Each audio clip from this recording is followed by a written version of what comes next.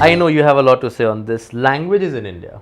If everybody in India is gung-ho about consuming regional content, nobody gives a brand, marketer, big brand, so kya lag raha hai? You figure it out. Janta is moving really fast.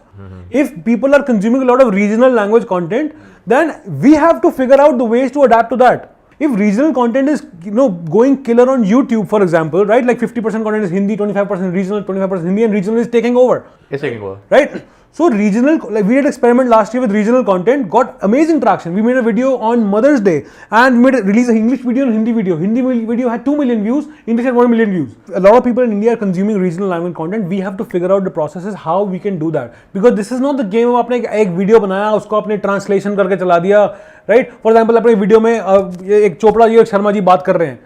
अब for example, आपको चेन्नई में video चलाओगे तो Sharma is not relevant, Chopra is not relevant there. कितने चोपड़ा शर्मा मिल जाएंगे आपको चेन्नई में? I'm just saying.